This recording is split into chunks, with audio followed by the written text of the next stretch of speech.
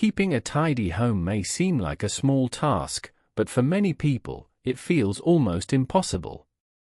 We clean, organize, rearrange, and yet the clutter somehow returns.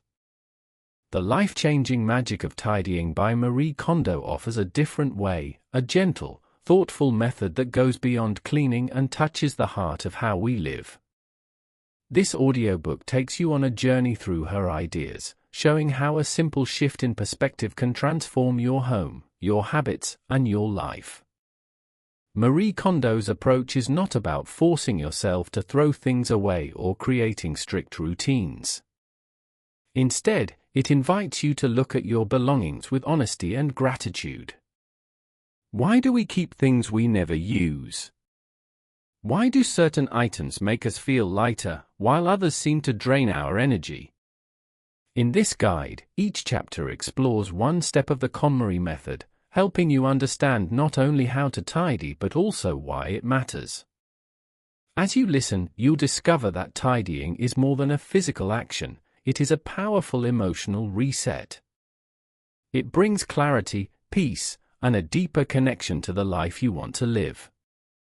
And before we begin this journey together, make sure to subscribe and stay with us until the end, where we uncover the true magic that comes from choosing joy, one item at a time. Chapter 1: Why can't I keep my home tidy? Many people blame themselves for having a messy home.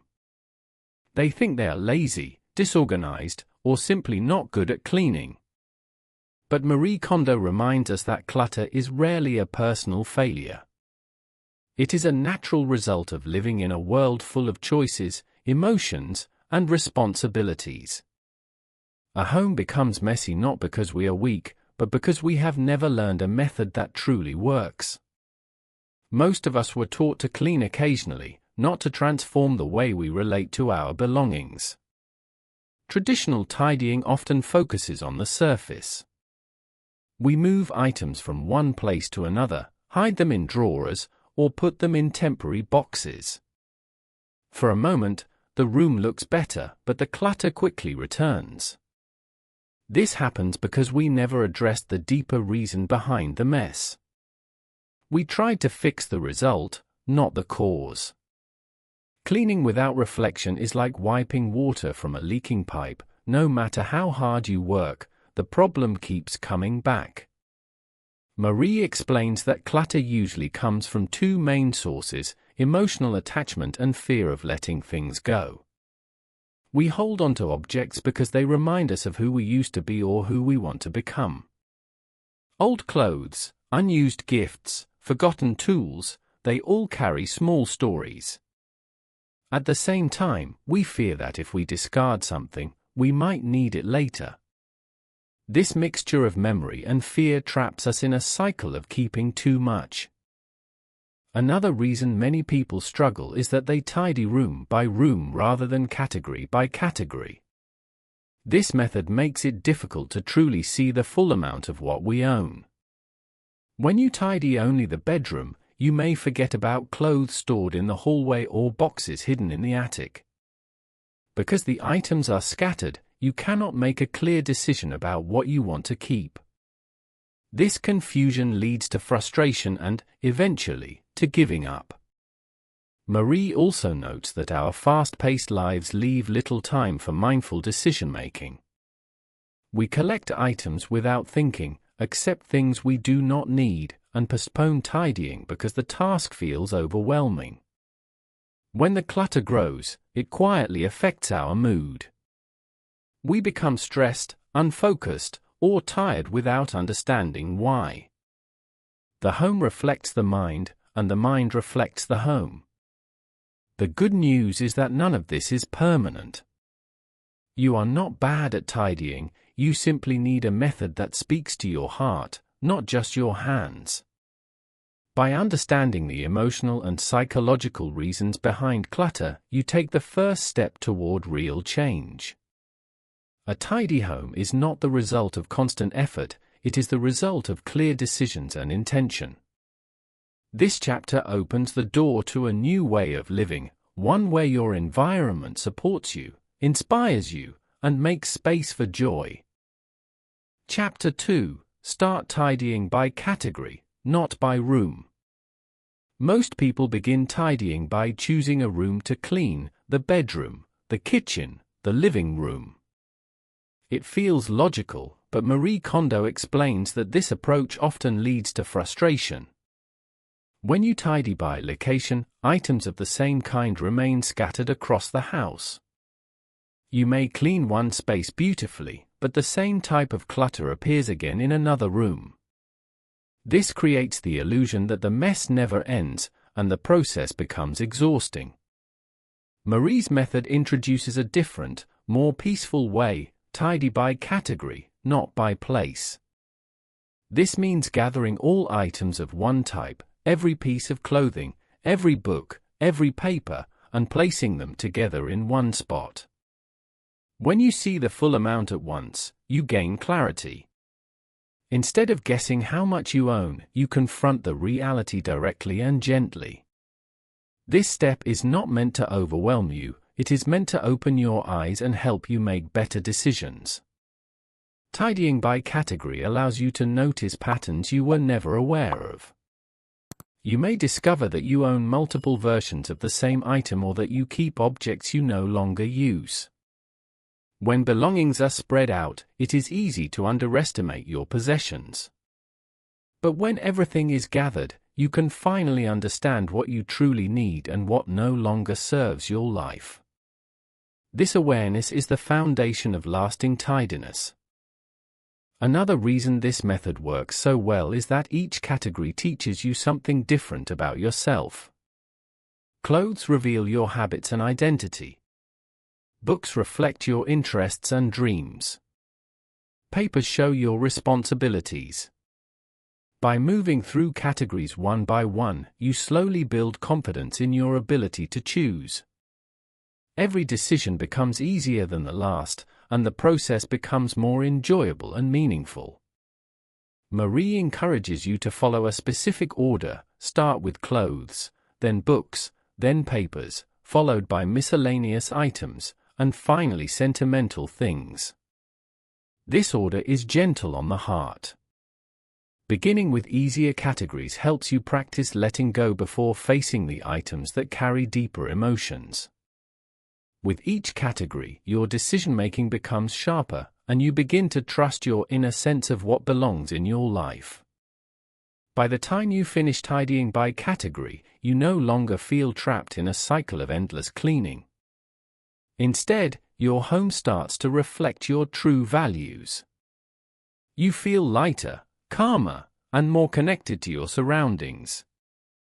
Tidying becomes less about organizing objects and more about creating a space that supports your well-being. This chapter shows that real order does not come from rearranging rooms, it comes from understanding your belongings as a whole. Chapter 3: Discard first, then organize. One of Marie Kondo's strongest lessons is simple but powerful: you cannot organize until you first decide what truly belongs in your life. Many people try to tidy by buying storage boxes, shifting items around, or creating new shelves. But without removing the excess, the clutter always finds its way back. Real tidying begins not with arranging, but with choosing, calmly, gently, and honestly. Marie encourages you to hold each item in your hands and ask a single question: does this spark joy? This question may seem small, yet it changes everything. Instead of focusing on guilt, obligation, or fear of needing something later, you focus on how the item makes you feel in the present moment. If something brings a sense of warmth, beauty, or comfort, it deserves a place in your home. If not, it is time to let it go with gratitude. This process is not about forcing yourself to throw things away. It is about learning to listen to your inner voice, the quiet voice that knows what makes your life lighter and what weighs you down. When you decide what to keep based on joy, you shift your mindset from "what if I need this someday" to "what supports the life I am living now." This gentle shift creates clarity, both in your home and in your heart. Many people fear discarding because they worry it means losing memories or disrespecting the past.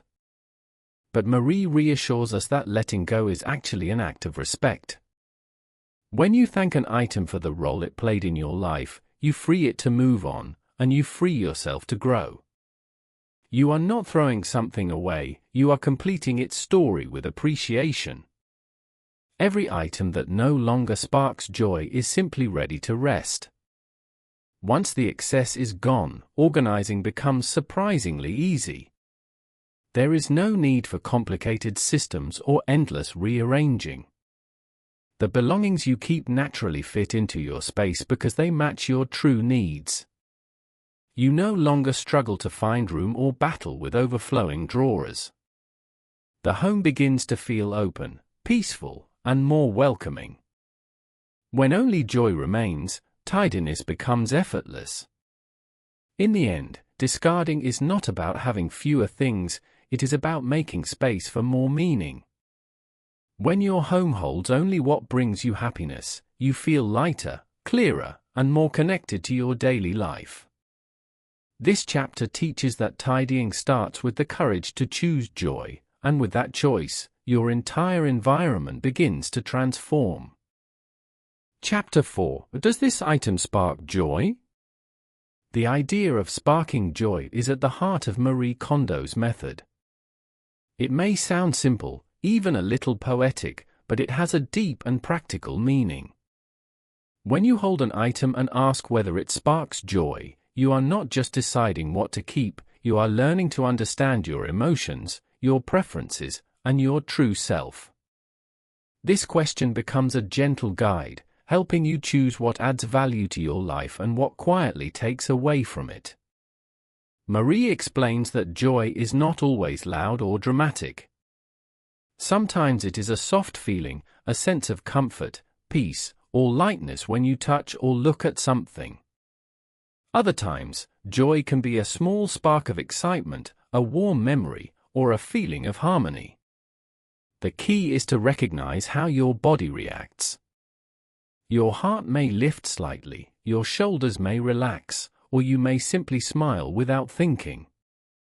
These signals tell you that the item has a place in your life. At first, identifying joy may feel difficult. Many people are used to choosing based on practicality, guilt, or habit.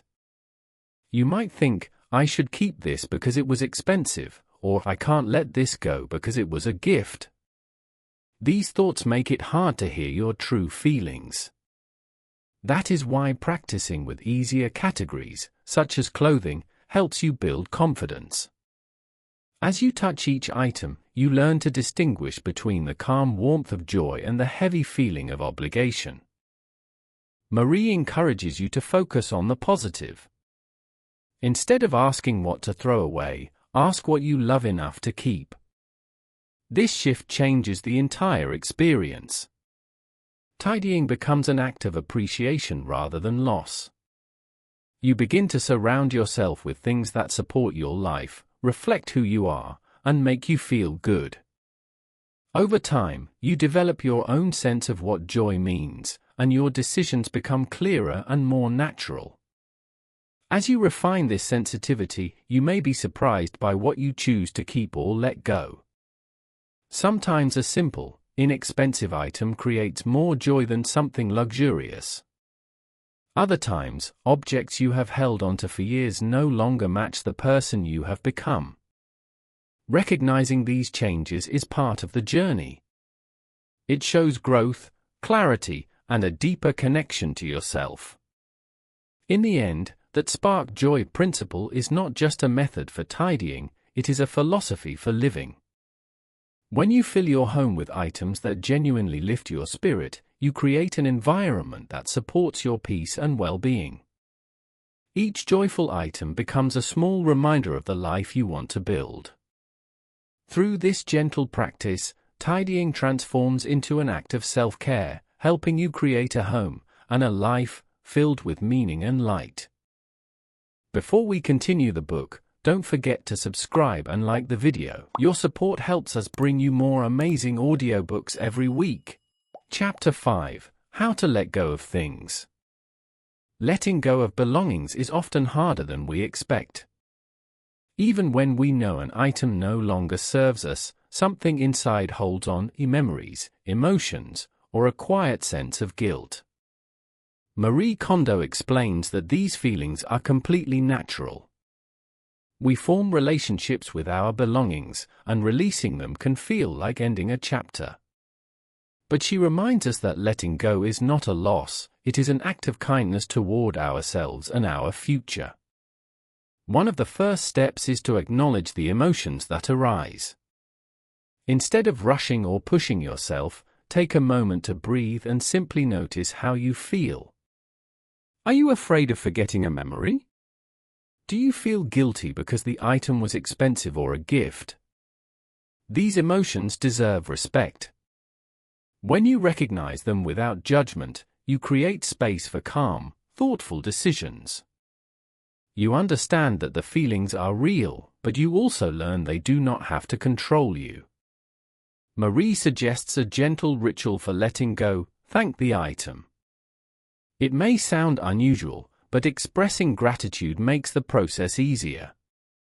When you thank an object for its service, whether it protected you, made you smile, or taught you something, you release the guilt attached to it.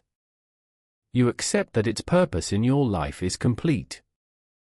This small moment of appreciation allows you to say goodbye with peace instead of regret.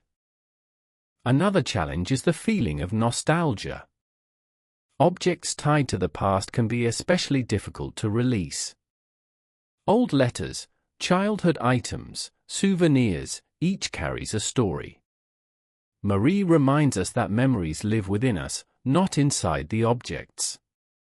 Holding on to too many physical reminders can keep us stuck in the past.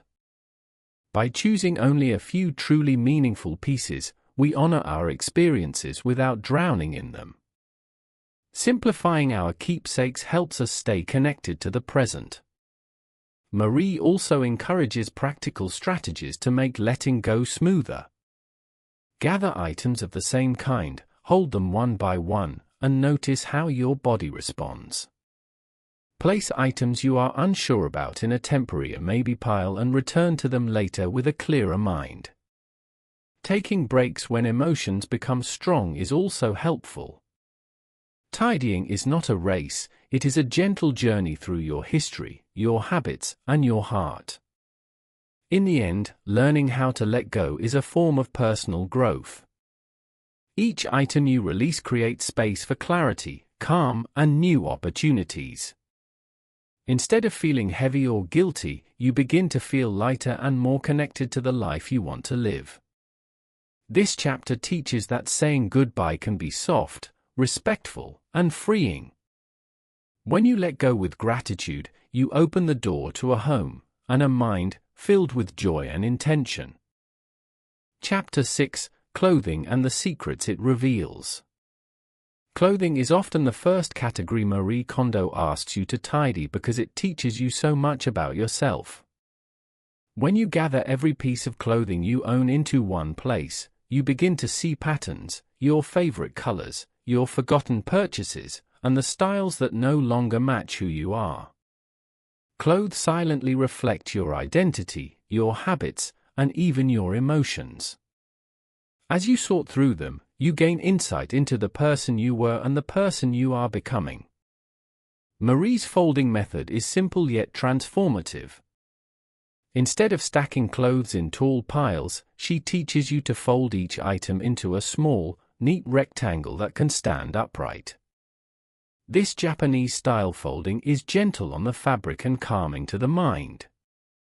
When shirts, pants, and sweaters are placed vertically in drawers, they become easy to see and simple to reach. Nothing is hidden at the bottom anymore.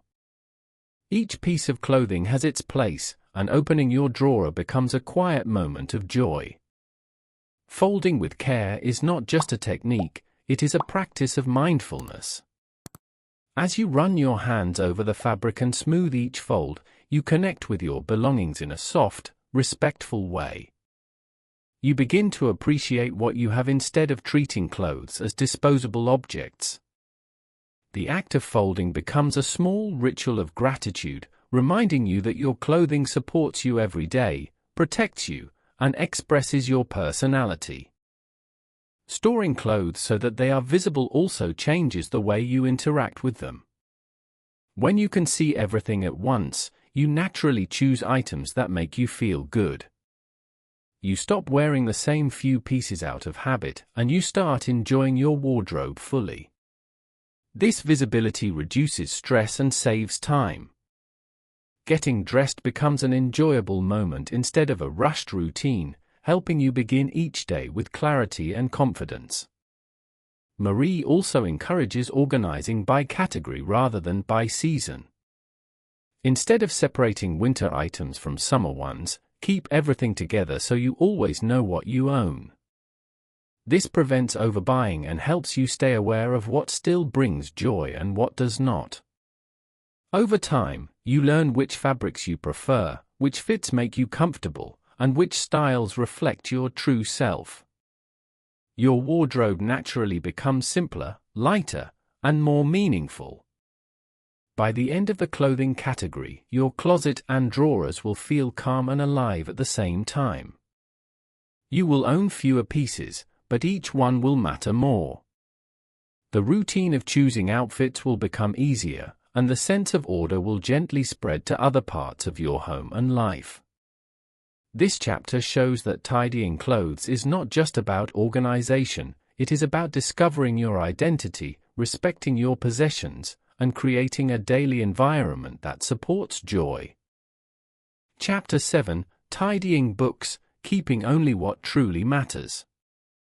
Books hold a special place in our lives. They inspire us, teach us, and sometimes comfort us during difficult moments.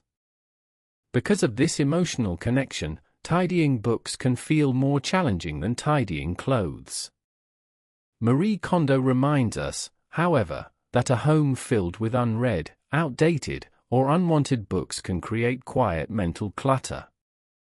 She encourages you to choose books not based on who you were, but on who you are today, and who you hope to become. The first step is to gather every book you own and place them all in one spot. This moment can be surprising. Seeing the full collection laid out in front of you reveals books you forgot you had, books you bought out of curiosity, and books you promised you would read someday. Marie invites you to hold each book and notice how it makes you feel. Does the book still excite you? Does it encourage your growth? If not, perhaps it has already fulfilled its purpose. Marie discourages flipping through books while deciding. She explains that opening them often pulls you into old memories, information, or emotions that can cloud your judgment. Instead, simply hold the closed book gently and pay attention to your reaction. A true spark of joy might feel like warmth, curiosity, or inspiration. Books that no longer spark joy often feel heavy, dull, or disconnected from your current life. This intuitive process helps you choose with clarity. Letting go of books can also bring feelings of guilt, especially if the book was expensive, gifted, or never read. Marie reassures you that unread books represent dreams from the past, not failures. They served a purpose by showing what you once hoped to explore. By thanking them and releasing them, you make space for new interests and new chapters of growth. You also open room for books that truly support your present journey. Once you've chosen the books that bring joy, Marie recommends storing them in a way that feels light and airy. Avoid stacking them too tightly or hiding them behind clutter. Give your favorite book space to breathe so that each one feels accessible and appreciated. A tidy bookshelf is not meant to impress others, it is meant to reflect your heart. When you see only the books you love, your space feels brighter and more inviting. Tidying books is ultimately an act of refining your inner world. It helps you identify what knowledge, stories, and ideas still shape you. The books you choose to keep become companions on your path, guiding, inspiring, and supporting your growth. When you surround yourself with books that truly matter, you create an environment that encourages curiosity, calm, and lifelong learning. This chapter shows that choosing your books is also choosing the person you want to be. Chapter 8: Papers and Documents: Clearing the Chaos. Paper is one of the most common sources of hidden stress in a home. Bills, receipts, guarantees, old notes, and random documents pile up quietly until they become overwhelming. Marie Kondo explains that unlike books or clothes, papers almost never spark joy. Their purpose is usually practical, not emotional.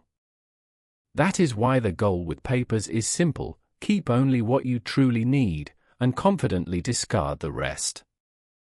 The first step is to gather every paper from every corner of your home, the drawers, bags, shelves, and folders. When you place them in one big pile, you finally see how much unnecessary paper has accumulated over the years. Marie emphasizes that sorting papers by room is ineffective because documents tend to scatter everywhere. By grouping them all together, you can handle them with clarity and avoid losing track of important information. Marie suggests dividing papers into 3 main categories: papers that need action, papers to keep temporarily, and papers to keep permanently. Action papers include unpaid bills, forms you must fill out, or reminders that require attention. Temporary papers are things like warranties or receipts you might need for a short period. Permanent papers include legal documents such as contracts, certificates, and essential records. This simple system prevents confusion and keeps everything organized. Letting go of papers can feel worrying, especially when you fear throwing away something important. Marie encourages you to trust the process. Most papers lose their value quickly, and many can be found online if needed. Manuals, old schedules, outdated letters, and expired documents often do nothing but create mental clutter. When you discard them responsibly, you reclaim space and reduce stress. A lighter environment leads to a clearer mind. For storage, Marie recommends keeping as few files as possible. Instead of multiple folders, drawers, or binders, aim for one tidy place where all necessary papers are kept. Use simple, labeled folders to separate categories so you can easily find what you need. Avoid stacking papers horizontally, as this creates hidden layers of clutter. Vertical storage keeps your documents visible, accessible, and clean. By the end of this process, you will notice a surprising sense of relief. Papers no longer overflow from random places or hide important information. Your desk feels calmer, your drawers are no longer crowded, and your daily tasks become easier. Tidying papers is not exciting, but it is deeply freeing. It helps you focus on the present, make better decisions, and enjoy a home that feels light and organized. This chapter shows that even the smallest papers can have a big impact on your peace of mind. Before we continue the book, don't forget to subscribe and like the video. Your support helps us bring you more amazing audiobooks every week. Chapter 9: Kimono, the mysterious box of miscellaneous items. Kimono is Marie Kondo's word for the small, scattered objects that hide in every corner of the home. Kitchen tools, accessories, chargers, cables, tools, decorative pieces, these items seem harmless, yet they quietly create some of the biggest messes. They gather without us noticing, forming little pockets of clutter that steal our space and our calm. Marie explains that tidying kimono is like uncovering a mystery box filled with forgotten things and hidden habits. To begin, Marie encourages gathering kimono by category, not by room. This means collecting all kitchen tools, then all electronic accessories, then all beauty products, and so on. When you see everything of one type together, you understand how much you truly own. You may discover duplicates of items you never use, or piles of things that lost their purpose years ago. This awareness helps you make clearer decisions about what to keep and what to let go. As with every category, the question "does it spark joy?" still applies, but in a slightly different way. Kimono items often serve practical purposes, so joy may come from usefulness, simplicity, or reliability rather than emotional warmth. A tool that works well, a charger you use daily, or a well-made kitchen knife can spark a quiet form of joy. Items that are broken, never used, or simply taking up space, however, bring heaviness instead of value. Letting them go makes room for clarity. Marie reminds us that kimono can carry guilt, unused gifts, gadgets bought on impulse, or accessories kept just in case.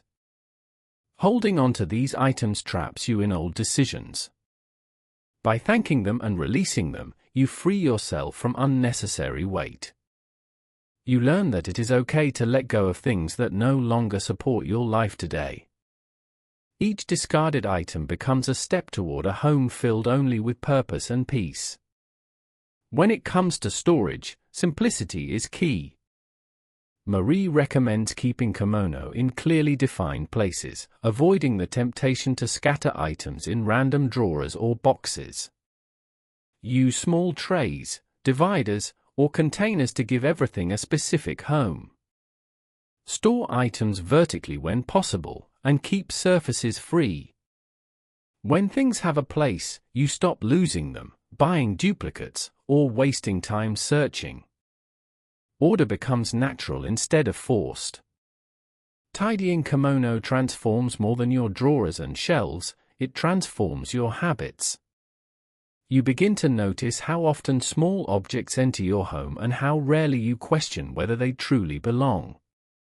Through this gentle process, you learn to be intentional with every item you choose to keep. Your space becomes lighter, your mind clearer, and your daily life smoother.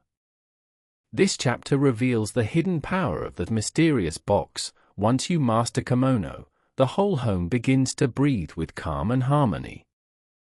Chapter 10: Sentimental Items, Holding Memories with Care. Sentimental items are often the hardest things to sort through. They carry pieces of our past, moments, emotions, and stories that shaped who we are. When we hold them, we don't just touch an object, we touch a memory. This is why the process must be gentle. Instead of rushing, give yourself time to sit with each item and breathe. Let your heart settle before making any decision. The first step is to gather all sentimental items in one place. This might include old letters, photos, souvenirs, gifts, or anything that makes you pause.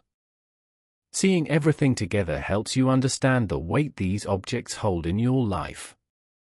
It also shows you how much space your past is taking in your present. This awareness is the beginning of clarity. When choosing what to keep, focus on the emotion each item gives you right now, not what it meant years ago. If something brings warmth, gratitude, or a peaceful smile, it may be worth keeping. But if an item brings sadness, guilt, or pressure, it may be time to let it go. By releasing these objects, you are not erasing your memories. You are simply creating more space for new ones. A helpful method is to keep only one strong representation of a memory. For example, instead of holding onto a box full of old-school papers, keep one letter or one photo that captures that period of your life. This makes your collection meaningful instead of overwhelming. The goal is to protect the essence of the memory, not the quantity of objects attached to it. As you make these choices, treat yourself with kindness. Some items may feel impossible to part with, and that is okay. You don't need to force a decision. Set those pieces aside and revisit them later. Decluttering sentimental items is not about speed. It is about understanding yourself and honoring your emotional journey. When the process is done, you will notice a soft, comforting feeling. Your space becomes lighter, and so does your mind. The items you keep will truly matter, and each one will hold a story that still brings joy today. This gentle approach helps you move forward with peace, carrying your past in a way that supports your future instead of weighing it down. Chapter 11: The Real Magic of Tidying, a Quiet Transformation. The true magic of tidying does not come from clean shelves or perfectly folded clothes. It comes from the quiet change that happens inside you. When your space becomes lighter, your mind follows. You begin to see your life with more clarity. Decisions feel easier, and your thoughts flow more calmly. This inner shift is the heart of the journey. As clutter disappears, you start to notice the things that truly matter. Without the noise of unnecessary objects, your priorities become clearer. You understand what brings you joy, what drains your energy, and what no longer belongs in your life. This understanding opens a gentle door toward self-discovery. It is not loud or dramatic, it is soft, like a deep breath. A tidy space also creates a sense of peace. You no longer feel overwhelmed when you walk into a room. Instead, you feel supported by your environment. Each object has a place, and that order brings stability. Over time, this calmness grows inside you. You feel more balanced, more grounded, and more connected to the present moment. With this calm foundation, your confidence begins to rise. You see that you can change your surroundings, and by doing so, you can change your life. This creates a quiet strength. You become more intentional with your choices, more aware of your habits, and more respectful of your own needs. Tidying becomes a tool for shaping the person you want to be. As you move through this transformation, you may also discover parts of yourself that were hidden beneath years of disorder. Old dreams reappear. New ideas come to life. You feel lighter, clearer, and more open to growth. This is one of the most beautiful gifts of tidying. It reveals who you truly are when the unnecessary layers are removed. In the end, the real magic of tidying is not about perfection. It is about harmony between your space, your mind, and your heart. When everything around you supports your well-being, your days feel easier and more meaningful. You begin to live with intention, calm, and a sense of quiet joy that stays with you long after the cleaning is done.